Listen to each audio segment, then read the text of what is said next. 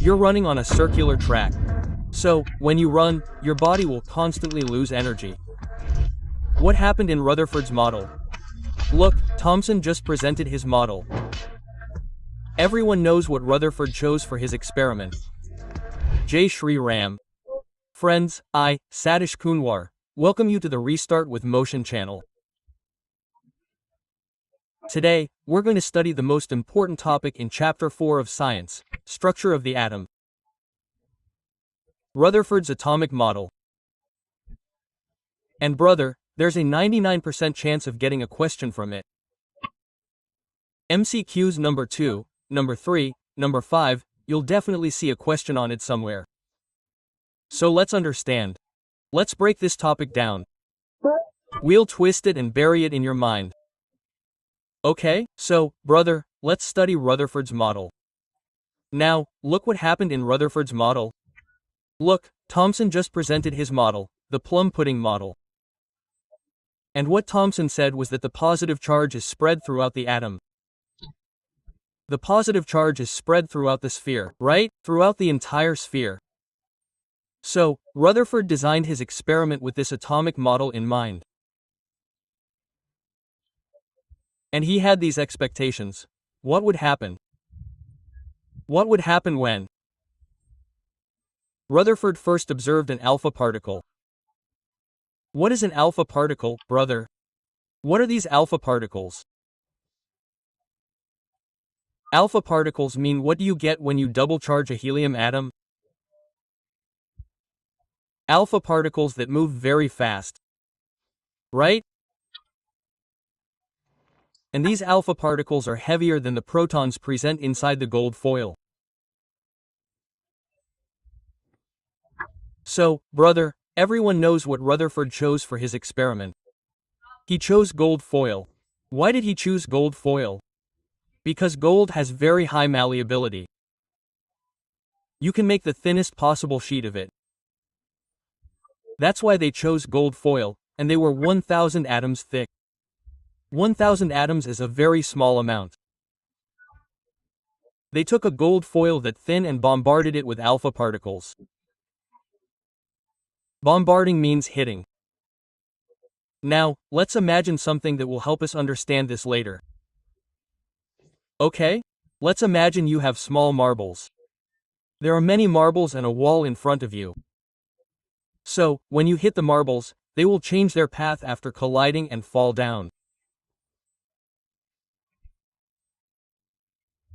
But if you have a net in front of you, a mesh net, then when you hit them, some marbles will cross as it is, and very few marbles will be deflected from their path. Okay?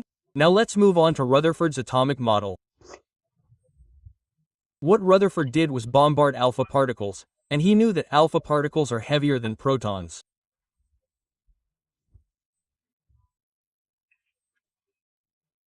As the Thomson model stated, positive charge is spread throughout the atom.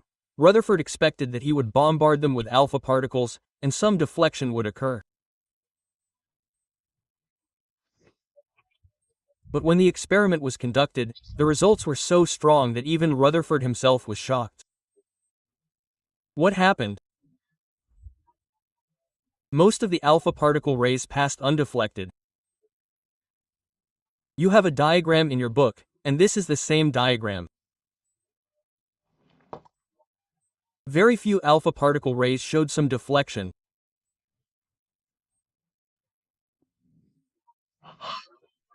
And out of every 12,000 children, one ray was completely rebounding. How many? One ray. So, assuming they fired a total of 60,000 rays, divide 60,000 by 12,000. Only 5 rays were completely rebounding. When Rutherford received this observation, it was quite shocking. So, what do we do first? First, we study the observations. What were the observations? Most of the alpha particle rays passed straight through the gold foil without any deviation. The second observation was that very few alpha particles were deflected at some angle, a small angle, as you saw in the diagram. And 1 out of every 12,000 rays was an alpha particle that was rebounding. This was our observation. Now, based on this observation, Rutherford made some conclusions that you can also draw.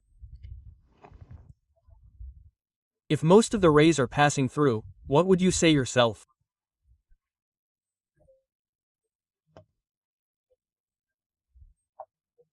Brother, what is most of the space inside the atom, kids? It's empty. What is most of the space inside the atom, kids? It's empty. As you can see in this, most of the space is empty. Quote, he said this first point. Okay? And look, I'll show you. Okay? Most of the space is empty.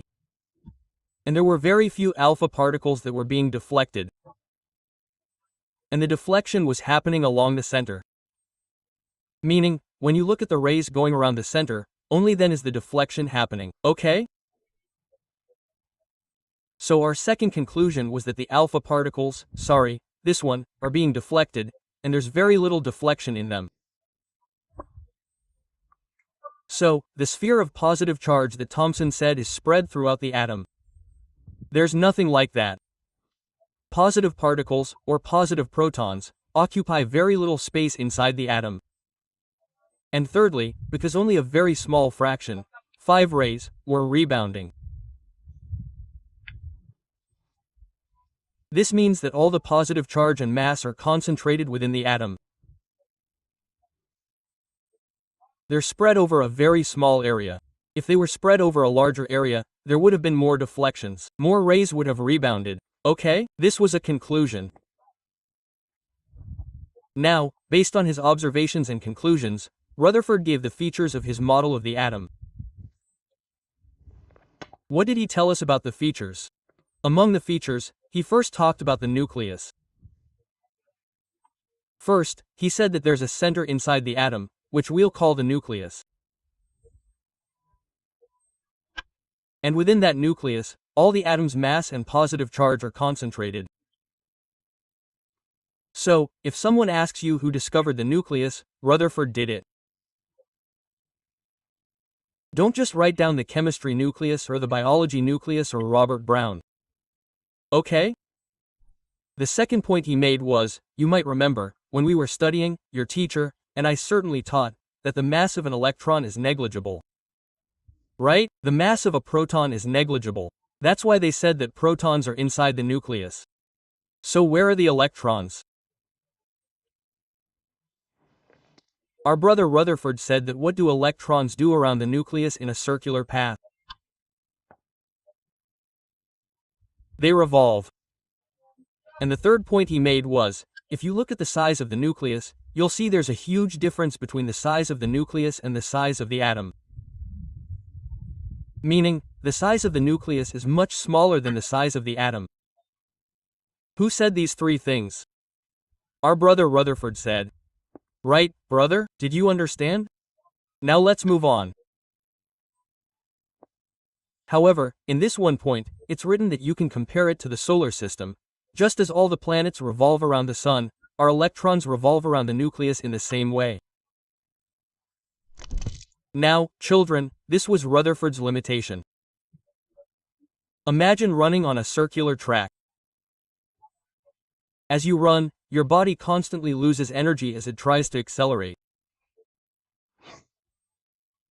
When he was asked the same question, if you say that electrons are revolving in a circular path around the nucleus, revolving. If they revolve, they accelerate, and as they accelerate, they lose energy. And when they lose energy, a time will come when all the electrons' energy will be lost. When the electron's energy is lost, where will it fall? Toward the center. Because any object in a circular path falls toward the center. It will fall toward the center. At the center is the nucleus. Inside the nucleus is a positive charge. And when a negative charge falls inside the positive charge, brother, it will collide. And brother, the atom will become unstable. The atom will become unstable.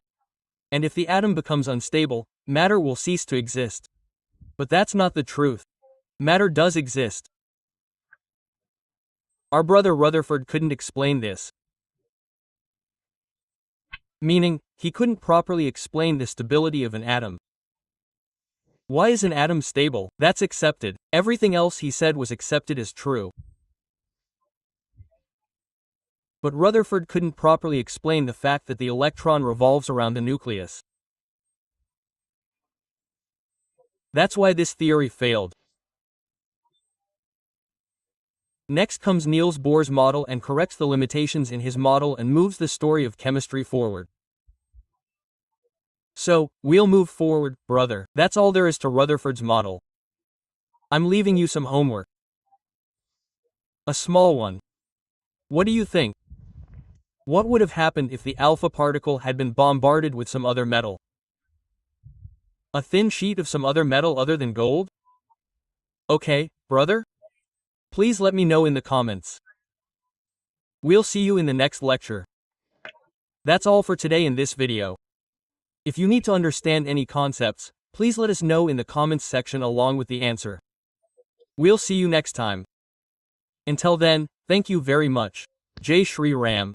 Jai Hind, Jai Bharat to all.